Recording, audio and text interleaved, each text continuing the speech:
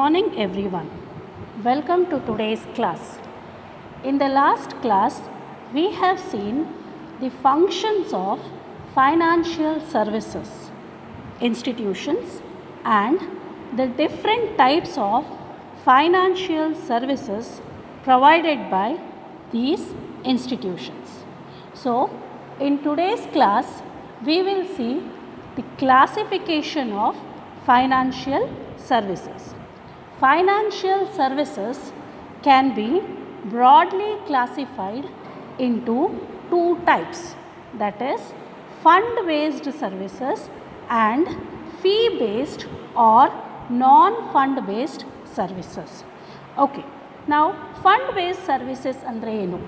Fund-based ಸರ್ವಿಸಸ್ನಲ್ಲಿ ನಾವು ಗ್ರಾಹಕರು ವೈಯಕ್ತಿಕ ಗ್ರಾಹಕರು ಇಂಡಿವಿಜುವಲ್ ಕಸ್ಟಮರ್ಸು ಆಗಿರಬಹುದು ಅಥವಾ ಕಂಪನೀಸ್ ಆ್ಯಂಡ್ ಕಾರ್ಪೊರೇಟ್ಸ್ ಕೂಡ ಆಗಿರಬಹುದು. ಸೊ ನಾವೇನು ಮಾಡ್ತೀವಿ ಇಲ್ಲಿ ಅಂತಂದರೆ ಫಂಡ್ ಬೇಸ್ಡ್ ಸರ್ವಿಸ್ನಲ್ಲಿ ಅವರಿಗೆ ಒಂದು ಬಂಡವಾಳದ ಮೊತ್ತವನ್ನು ಸೇವೆಯಾಗಿ ಕೊಡ್ತೀವಿ, ರೈಟ್. ಸೊ ಒಂದು ಕ್ಯಾಪಿಟಲನ್ನು ಕೊಡ್ತೀವಿ, ಒಂದು ಫಂಡನ್ನು ಅವರಿಗೆ ಪ್ರೊವೈಡ್ ಮಾಡ್ತೀವಿ, ರೈಟ್. ಸೊ ಫಂಡಿದ ಮೇಲೆ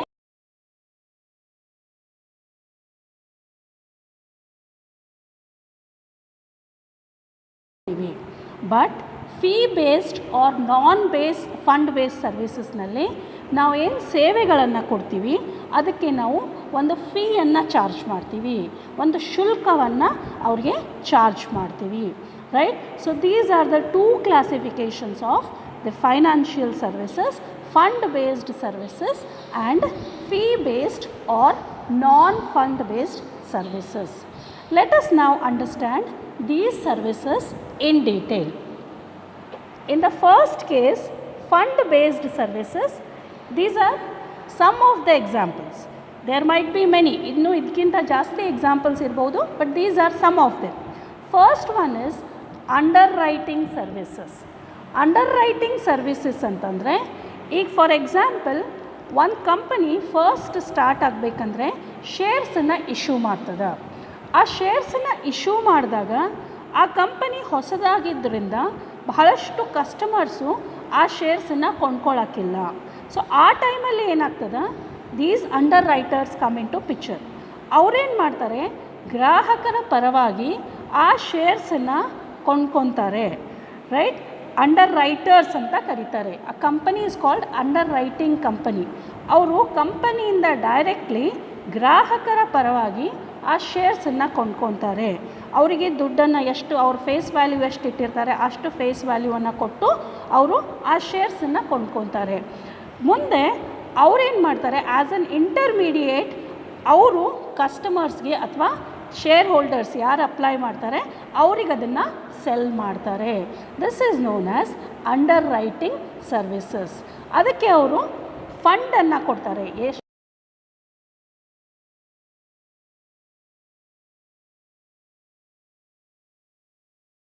ಕಂಪನಿ ಕೊಟ್ಟು ಕಂಪನಿ ಕಡೆಯಿಂದ ಶೇರ್ಸನ್ನು ತಗೊಂಡು ಆ ಶೇರ್ಸನ್ನು ತಾವು ಹೈಯರ್ ರೇಟಲ್ಲಿ ಅಥವಾ ಫೇಸ್ ವ್ಯಾಲ್ಯೂವಲ್ಲಿ ಅಥವಾ ಡಿಸ್ಕೌಂಟೆಡ್ ವ್ಯಾಲ್ಯೂವಲ್ಲಿ, ಇಟ್ ಡಿಪೆಂಡ್ಸ್ ಅಪಾನ್ ದೆಮ್, ಯಾವುದಾದ್ರೂ ಮೂರು ಇದರಲ್ಲಿ ಪ್ರೀಮಿಯಮ್, ಪಾರ್ R discounted.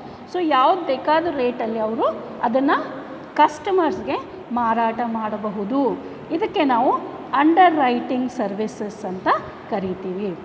Next one, equipment finance or lease financing. ಈಗ equipment finance or equipment leasing or lease financing ಅಂದರೆ ಲೀಸ್ ಅಂತಂದರೆ ಈಗ ನಮಗೆ ಒಂದು ಹೊಸ ಮಷಿನ್ ಬೇಕಾಗಿದೆ, ಬಟ್ ಅದನ್ನು ಕೊಂಡ್ಕೊಳ್ಳುವಂಥ ದುಡ್ಡು ನಮ್ಮ ಹತ್ರ ಇಲ್ಲ. ಸೊ ಆವಾಗ ಏನು ಮಾಡ್ತೀವಿ ಅಂತಂದರೆ ನಾವು ಆ ಮಷೀನನ್ನು ಲೀಸ್ ಮೇಲೆ ತೊಗೊತೀವಿ. ಒಂದಿಷ್ಟು ಅವಧಿಗೋಸ್ಕರ, ಒಂದು 2 ವರ್ಷನೋ 5 ವರ್ಷನೋ 10 ವರ್ಷನೋ ಒಂದಷ್ಟು ನಿರ್ದಿಷ್ಟ ಅವಧಿಗೋಸ್ಕರ ನಾವೇನು ಮಾಡ್ತೀವಿ, ಆ ಮಷೀನನ್ನು ಲೀಸ್ ಮೇಲೆ ತೊಗೊತೀವಿ. ಲೀಸ್ ಮೇಲೆ ತೊಗೊಂಡು ಆ ಲೀಸದ ಅಮೌಂಟ್ ಎಷ್ಟದ ಅದನ್ನು ನಾವು monthly, yearly or 6 monthly as the terms and conditions ಹೆಂಗಿರ್ತದೆ ಅದರಂತೆ ನಾವು ಅದನ್ನು ಪೇ ಮಾಡ್ಕೊತ ಹೋಗ್ತೀವಿ. ಆ ಅವಧಿ ಮುಗಿದ ಕೂಡಲೇ ಆ ಲೀಸ್ ಅಮೌಂಟನ್ನು ಅಥವಾ ಆ ಮಷೀನನ್ನು ನಾವೇನು ಮಾಡ್ತೀವಿ, ಒರಿಜಿನಲ್ ಓನರ್ಗೆ ತಿರುಗಿಸ್ಕೊಡ್ತೀವಿ, ರೈಟ್. ಸೊ ಅದರ ರೆಂಟನ್ನು ನಾವು ಪೇ ಮಾಡ್ಕೊತ ಹೋಗ್ತೀವಿ. ಸೊ ಆ ಟೈಮಲ್ಲಿ ಆ್ಯಸ್ ಅ ಕಂಪನಿ ಏನು ಹೆಲ್ಪ್ ಆಗ್ತದಂದರೆ ಅವ್ರಿಗೆ ಹೊಸ ಮಷೀನನ್ನು ಕೊಂಡ್ಕೊಳ್ಳೋಕೆ ಸಮತೆ ಇರಲಾರ್ದಾಗ ಅವರು ಲೀಸ್ ಮೇಲೆ ತೊಗೊಂಡು ಆ ಮಷೀನನ್ನು ಯೂಸ್ ಮಾಡ್ಕೋಬಹುದು. So this is called equipment leasing or lease financing.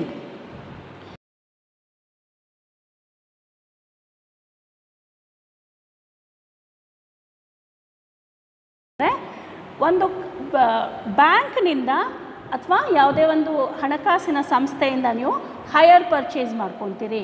ಅಲ್ಲೇನು ಮಾಡ್ತೀರಿ, ಈ ಮಂತ್ಲಿ ನೀವು ಒಂದಿಷ್ಟು ದುಡ್ಡನ್ನು EMI ಅಂತ ಕಟ್ಕೊಂಡು ಹೋಗ್ತೀರಿ. ಯಾವಾಗಿನ ತನಕ ನಿಮ್ಮದು original amount of the machinery ನಿಮ್ಮದು ಅಥವಾ ವೆಹಿಕಲ್ ಮಷಿನರಿ ಯಾವುದೇ ಒಂದು ನೀವು ಏನು ಪ್ರಾಪರ್ಟಿ ತೊಗೊಂಡಿರಿ ಅದು ಮುಟ್ಟಂಗಿಲ್ಲ, ಆವಾಗಿನ ತನಕ ಅದರ ಓನರ್ಶಿಪ್ ಏನಿರ್ತದೆ, ಆ ಪ್ರಾಪರ್ಟಿದ ಓನರ್ಶಿಪ್ ಅಥವಾ ಅದರ ಮಾಲೀಕತ್ವ ಏನಿರ್ತದೆ ಅದು ಆ ಬ್ಯಾಂಕ್ ಹತ್ರ ಇರ್ತದೆ. ಯಾವಾಗ ನೀವು ಲಾಸ್ಟ್ ಇನ್ಸ್ಟಾಲ್ಮೆಂಟ್ ತುಂಬ್ತೀರಿ ಆವಾಗ ಆ ಪ್ರಾಪರ್ಟಿ ನಿಮ್ಮ ಹೆಸರಿಗೆ ಟ್ರಾನ್ಸ್ಫರ್ ಆಗ್ತದೆ, ರೈಟ್. ಸೊ ಇಲ್ಲಿ ಲೀಸಿಂಗ್ ಅಲ್ಲ, ಲೀಸಿಂಗ್ನಲ್ಲಿ ಲಾಸ್ಟ್ ಲೀಸ್ ಪೀರಿಯಡ್ ಮುಗಿದ ಕೂಡಲೇ ನೀವು ಅದನ್ನು ಪ್ರಾಪರ್ಟಿನ ತಿರುಗಿಸಿ ಒರಿಜಿನಲ್ ಓನರಿಗೆ ಕೊಡಬೇಕಾಗ್ತದೆ. ಬಟ್ ಹೈಯರ್ ಪರ್ಚೇಸಲ್ಲಿ ಏನಾಗ್ತದೆ, ನೀವು ಅದನ್ನು ಇನ್ಸ್ಟಾಲ್ಮೆಂಟನ್ನು ಮಂತ್ಲಿ ಅಥವಾ 6 ಮಂತ್ಸ್ಗೊಮ್ಮೆ ಇಯರ್ಲಿ ಆ್ಯಸ್ ದ ಟರ್ಮ್ಸ್ ಅದರಂತೆ ನೀವು ತುಂಬ್ಕೊತ ಹೋಗ್ತೀರಿ. ಲಾಸ್ಟ್ ಇನ್ಸ್ಟಾಲ್ಮೆಂಟ್ ಮುಗಿದ ಕೂಡಲೇ ಆ ಪ್ರಾಪರ್ಟಿ ನಿಮ್ಮ ಹೆಸರಿಗೆ ಟ್ರಾನ್ಸ್ಫರ್ ಆಗ್ತದೆ. This is higher purchase for immovable properties ಅಂತ ಹೇಳ್ಬೋದು. There is another word consumer credit ಅಂತ ಅಂತೀವಿ. ಕನ್ಸ್ಯೂಮರ್ ಕ್ರೆಡಿಟಲ್ಲಿ ನಾವು ದಿನ ಬಳಸುವ ಉಪಕರಣಗಳು, ಈಗ ಫಾರ್ ಎಕ್ಸಾಂಪಲ್ TVನೋ, ಫ್ರಿಜ್ಜೋ ಅಥವಾ ಏರ್ ಕಂಡೀಷ್ನರೋ, ವಾಟರ್ ಕೂಲರೋ ಅಥವಾ ವಾಷಿಂಗ್ ಮಷೀನೋ ಇಂಥದನ್ನು ನಾವು ಆನ್ ಇನ್ಸ್ಟಾಲ್ಮೆಂಟ್ ಬೇಸಿಸ್ ತೊಗೊತೀವಿ. EMI basis, equal monthly instalment ಅಂತಂತಾರೆ, ರೈಟ್. ಸೊ EMI ಬೇಸಿಸ್ ಮೇಲೆ ತೊಗೊತೀವಿ. ಅಲ್ಲಿ ಕೂಡ ಅದನ್ನು ಯಾವಾಗ ಇನ್ಸ್ಟಾಲ್ಮೆಂಟ್ ಮುಗೀತದ ಆವಾಗ ನಮಗೆ ಅದರದ್ದು ಓನರ್ಶಿಪ್ಪನ್ನು ಕೊಡ್ತಾರೆ. ನಾವು ಅದನ್ನು use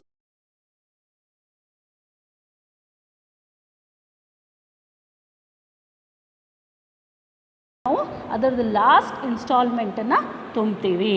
so this is higher purchase and consumer credit. Next one venture capital. Okay, ಇದರ ಬಗ್ಗೆ ಲಾಸ್ಟ್ ಕ್ಲಾಸಲ್ಲಿ ಹೇಳಿದ್ದೀನಿ. ವೆಂಚರ್ ಈ ವರ್ಡ್ ಬರ್ತದೆ ಅಡ್ವೆಂಚರ್ದಿಂದ, ರೈಟ್. ಸೊ ಅಡ್ವೆಂಚರ್ ಅಂತಂದರೆ ಅಲ್ಲಿ ರಿಸ್ಕ್ ಜಾಸ್ತಿ ಇರ್ತದೆ, ರಿಟರ್ನ್ಸ್ ಜಾಸ್ತಿ ಇರ್ತದೆ. ಸೊ ಇದು ವೆಂಚರ್ ಅಂತಂದರೆ ಒಂದು ಹೊಸ ಪ್ರಾಜೆಕ್ಟ್, ಆ ಪ್ರಾಜೆಕ್ಟಲ್ಲಿ ಹೊಸ ಯೋಜನೆ ಆಗಿದ್ದು ಆ ಯೋಜನೆಯಲ್ಲಿ ಸಾಕಷ್ಟು ರಿಸ್ಕ್ ಇರ್ತದೆ, but at the same time ಸಾಕಷ್ಟು ಪ್ರಾಫಿಟ್ ಮಾಡುವಂಥ ಒಂದು ಸಾಧ್ಯತೆ ಇರ್ತದೆ. ಸೊ ಅಂಥ ಒಂದು ಆರ್ಗನೈಸೇಷನ್ಗೆ ಅಥವಾ ಅಂಥ ಒಂದು ಯೋಜನೆಗೆ ನಾವೇನು ಮಾಡ್ತೀವಿ, ಬಂಡವಾಳವನ್ನು ಕೊಡ್ತೀವಿ ಅಥವಾ ಕ್ಯಾಪಿಟಲನ್ನು ಪ್ರೊವೈಡ್ ಮಾಡ್ತಾರೆ companies, right. There is one company, ಈಗ ನೆಕ್ಸ್ಟ್ ಫೀ ಬೇಸ್ಡಲ್ಲಿ ನೋಡ್ತಿದ್ವಿ ನೀವು, ಮರ್ಚೆಂಟ್ ಬ್ಯಾಂಕಿಂಗ್ ಅಂತ ಒಂದು ಫೈನಾನ್ಷಿಯಲ್ ಸರ್ವಿಸ್ ಇನ್ಸ್ಟಿಟ್ಯೂಷನ್ ಅಂತ ಬರ್ತದೆ. ಸೊ ಅಲ್ಲೇನು ಮಾಡ್ತಾರೆ, ಅವರು ಇಂಥ ಒಂದು ಸೇವೆಯನ್ನು ಕೂಡ ಕೊಡ್ತಾರೆ, ರೈಟ್. ಸೊ ವೆಂಚರ್ ಕ್ಯಾಪಿಟಲಿಸ್ಟ್ ಅಂತ ಇರ್ತಾರೆ. ಸೊ ವೆಂಚರ್ ಕ್ಯಾಪಿಟಲಿಸ್ಟ್ ಏನು ಮಾಡ್ತಾರೆ, ಇಂಥ ಒಂದು ಪ್ರಾಜೆಕ್ಟ್ಸನ್ನು ಐಡೆಂಟಿಫೈ ಮಾಡ್ತಾರೆ. ಯಾವ ಪ್ರಾಜೆಕ್ಟ್ಸನ್ನು, highly risky project at the same time high return ಕೊಡುವಂಥ ಪ್ರಾಜೆಕ್ಟ್ಸನ್ನು ಐಡೆಂಟಿಫೈ ಮಾಡಿ ಅವುಗಳಿಗೆ ಬಂಡವಾಳವನ್ನು ಒದಗಿಸುವಂಥ ಒಂದು ಸೇವೆಗಳನ್ನ ಮಾಡ್ತಾರೆ. This is known as venture capital.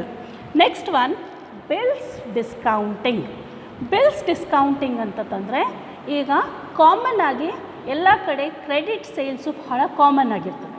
Credit ಸೇಲ್ಸಲ್ಲಿ ನಮಗೆ ಇಮಿಡಿಯೇಟಾಗಿ ಅಮೌಂಟು ತಿರುಗಿ ಬರುವುದಿಲ್ಲ ಕ್ರೆಡಿಟ್ ಸೇಲ್ ಮಾಡಿದಾಗ, ರೈಟ್. ಬಯರ್ ಕಡೆಯಿಂದ ನಮಗೆ ಅಮೌಂಟ್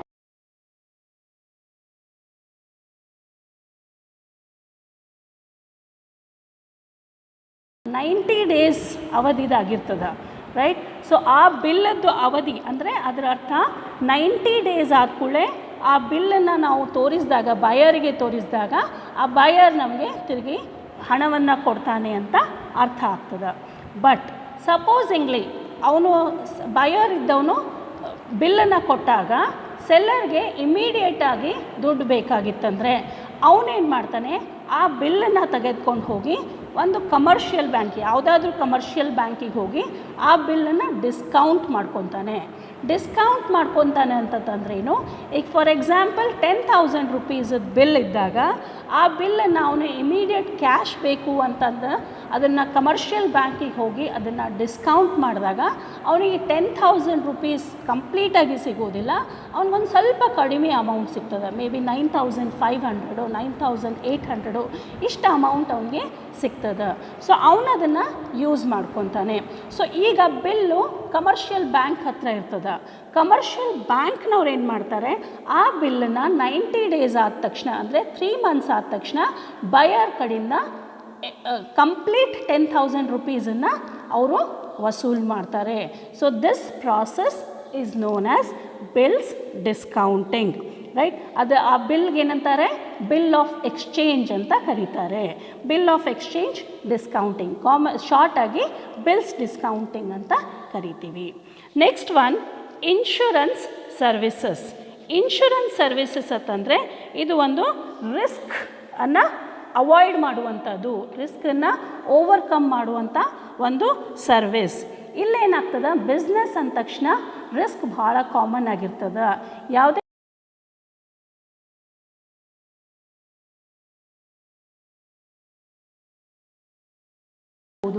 ಅಥವಾ ಪ್ರವಾಹ ಆಗಿ, ಭೂಕಂಪ ಆಗಿ, ಯಾವುದೇ ಒಂದು ಕಾರಣದಿಂದ ನಷ್ಟ ಆಗುವಂಥ ಚಾನ್ಸಸ್ ಇರ್ತದೆ.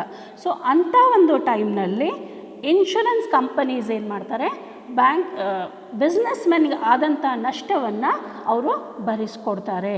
ಆ ನಷ್ಟ ಎಷ್ಟಾಗಿದೆ ಅಂತ ಅದನ್ನು ಕ್ಯಾಲ್ಕುಲೇಟ್ ಮಾಡಿಕೊಂಡು ಅವರು ಟರ್ಮ್ಸ್ ಆ್ಯಂಡ್ ಕಂಡೀಷನ್ಸ್ ಮೇಲೆ ಅವರು ಆ ನಷ್ಟವನ್ನು ಭರಿಸಿಕೊಡೋಕ್ಕೆ ಪ್ರಯತ್ನ ಮಾಡ್ತಾರೆ.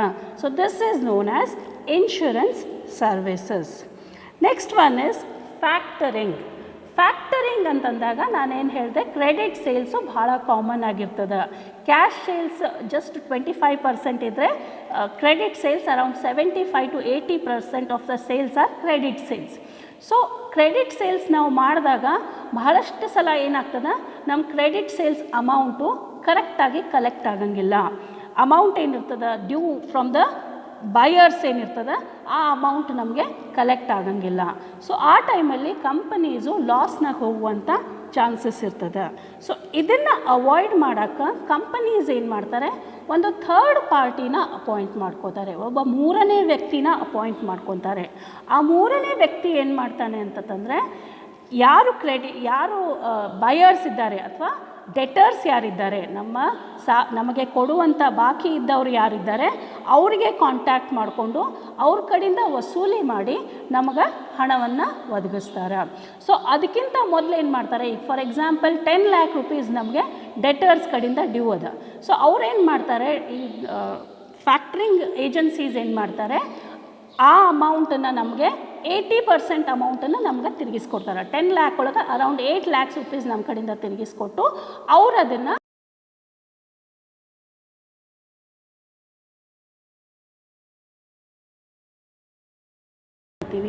ಈ ಪ್ರಾಸೆಸ್ಗೆ ಏನಂತ ಕರಿತೀವಿ, ಫ್ಯಾಕ್ಟರಿಂಗ್ ಪ್ರಾಸೆಸ್ ಅಂತ ಕರಿತೀವಿ. Again factoring process and bills discounting ಸ್ವಲ್ಪ ಲಿಂಕ್ ಇದೆ. ಏನು ಲಿಂಕು ಅಂತಂದರೆ, ಬಿಲ್ಸ್ ಡಿಸ್ಕೌಂಟಿಂಗ್ನಲ್ಲಿ ನಾವು ಬ್ಯಾಂಕಿಗೆ ಹೋಗಿ ಡಿಸ್ಕೌಂಟ್ ಮಾಡ್ಕೊತೀವಿ. ಇಲ್ಲೇನು ಮಾಡ್ತೀವಿ, ಆ ಬಿಲ್ಸನ್ನು ನಾವು ಥರ್ಡ್ ಪಾರ್ಟಿ ಅಂದರೆ ಫ್ಯಾಕ್ಟರಿಗೆ ಕೊಟ್ಟು ಫ್ಯಾಕ್ಟರ್ ಕಡೆಯಿಂದನೇ ಕಲೆಕ್ಟ್ ಮಾಡ್ಕೊ ಅಂತ ಹೇಳಿ ನಾವು ದುಡ್ಡನ್ನು ತೊಗೊತೀವಿ. This process is called factoring process. ಆ ಥರ್ಡ್ ಪಾರ್ಟಿ ಏನಿರ್ತದೆ, 3ನೇ ವ್ಯಕ್ತಿ ಅಥವಾ ಏಜೆನ್ಸಿ ಏನಿರ್ತದೆ ಅವನಿಗೆ ಫ್ಯಾಕ್ಟರ್ ಅಂತ ಕರೀತಾರೆ. What are the different types of factoring, ಹೆಂಗೆ ಆಗ್ತದೆ ಫ್ಯಾಕ್ಟರಿಂಗ್ ಪ್ರಾಸೆಸ್, ಇದನ್ನು ಡೀಟೇಲಾಗಿ we will study in the next future classes. So this is what is factoring. Next one forfeiting ಅಂತ ಬರ್ತದೆ. ಸಪೋಸಿಂಗ್ಲಿ ಇದೇ ಬಿಲ್ಸ್ ಆಫ್ ಡಿಸ್ಕೌಂಟಿಂಗ್ ನಾವು ಹೊರ ದೇಶದಲ್ಲಿ ಮಾಡಾಕತ್ತೀವಿ ಅಥವಾ ಎಕ್ಸ್ಪೋರ್ಟಿಂಗ್ನಾಗ ಮಾಡಾಕತ್ತೀವಿ, ಎಕ್ಸ್ಪೋರ್ಟರ್ಸ್ ಬಿಲ್ ಅಥವಾ ಇಂಪೋರ್ಟರ್ಸ್ ಬಿಲ್, ಬೇರೆ ಕಂಟ್ರಿ ಬಿಲ್ಸನ್ನು ನಮಗೆ ಕ್ಯಾಶ್ ಮಾಡಿಸೋದಿದೆ ಅಥವಾ ಡಿಸ್ಕೌಂಟ್ ಮಾಡಿಸೋದದ. ಸೊ ಆವಾಗ ಬೇರೆ ಕಂಟ್ರಿಯ ಫ್ಯಾಕ್ಟರ್ಸು ಅಥವಾ ಬೇರೆ ಕಂಟ್ರಿಯ ಬ್ಯಾಂಕ್ಸ್ ಕೂಡ ಇನ್ವಾಲ್ವ್ ಆಗ್ತದೆ. ಅಂಥ ಒಂದು ಪ್ರಾಸೆಸ್ಗೆ ಫೋರ್ಫೀಟಿಂಗ್ ಅಂತ ಕರೀತಾರೆ. ಆ ಪ್ರಾಸೆಸ್ಗೆ ಏನಂತಾರೆ, ಫೋರ್ಫೀಟಿಂಗ್ ಪ್ರಾಸೆಸ್ ಅಂತ ಕರೀತಾರೆ. Factoring and ಫೋರ್ಫೀಟಿಂಗ್ almost similar.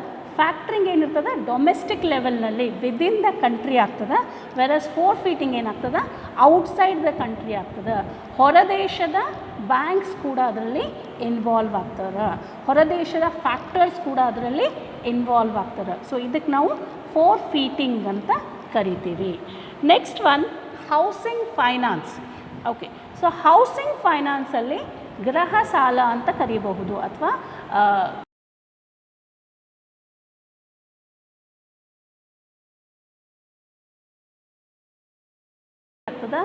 Any issue or any fund required, ಯಾವುದೇ ಒಂದು ಗೃಹ ನಿರ್ಮಾಣಕ್ಕಾಗಿ ಅಥವಾ ದುರಸ್ತಿಗಾಗಿ ಅಥವಾ ಪುನರ್ನಿರ್ಮಾಣಕ್ಕಾಗಿ ಅಥವಾ ನವೀಕರಣಕ್ಕಾಗಿ ಯಾವುದೇ ಒಂದು ವಿಷಯಕ್ಕಾಗಿ, ಗೃಹ ಸಂಬಂಧಿತ ಯಾವುದೇ ಒಂದು ವಿಷಯಕ್ಕಾಗಿ ನಿಮಗೆ ಕ್ಯಾಪಿಟಲ್ ಬೇಕಾಗಿತ್ತು, ನಿಮಗೆ ಫೈನಾನ್ಸ್ ಬೇಕಾಗಿತ್ತು ಅಂತಂದರೆ there are lot of financial institutions which are providing housing finance.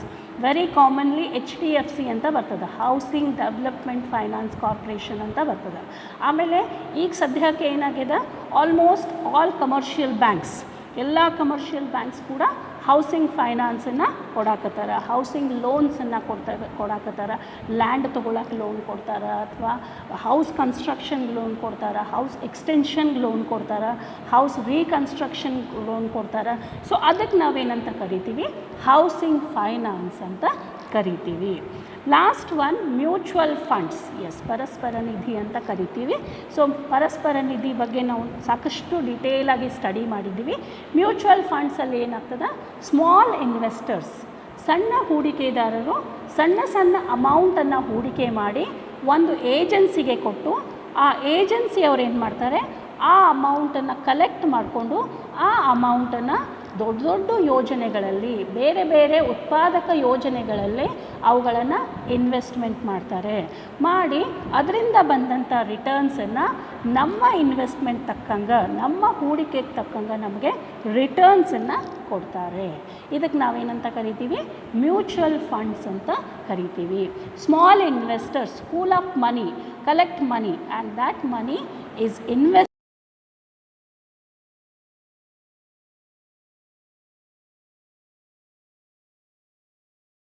Right. So ಇದಕ್ಕೆ ನಾವೇನಂತ ಕರಿತೀವಿ, ಮ್ಯೂಚುವಲ್ ಫಂಡ್ಸ್ ಅಂತ ಕರಿತೀವಿ. So these are the 10 fund based services. So ನೀವು ಎಲ್ಲ ಈ 10 ಫಂಡ್ ಬೇಸ್ಡ್ ಸರ್ವಿಸಸಲ್ಲಿ ಒಂದು ಕಾಮನ್ ಏನಿದೆ ಅಂತಂದರೆ, ಇಲ್ಲಿ ನಾವು ಫಂಡ್ಸನ್ನು ಪ್ರೊವೈಡ್ ಮಾಡಕತ್ತೀವಿ, ಹಣಕಾಸನ್ನು ಪ್ರೊವೈಡ್ ಮಾಡಕತ್ತೀವಿ, ಮೊತ್ತವನ್ನು ಪ್ರೊವೈಡ್ ಮಾಡಕತ್ತೀವಿ, ಬಂಡವಾಳವನ್ನು ಪ್ರೊವೈಡ್ ಮಾಡಕತ್ತೀವಿ, ರೈಟ್. ಸೊ ಇವಕ್ಕೆ ಏನಂತ ಕರಿತೀವಿ ನಾವು, ಫಂಡ್ ಬೇಸ್ಡ್ ಸರ್ವಿಸಸ್ ಅಂತ ಕರಿತೀವಿ. Okay, so there is another type of services which is known as fee based services. ಅವು ಯಾವುವು, ಅದರಲ್ಲಿ ಏನೇ ಯಾವ್ಯಾವ ಬರ್ತಾವಂತ we will see in the next class. So please watch the video and comment. Thank you.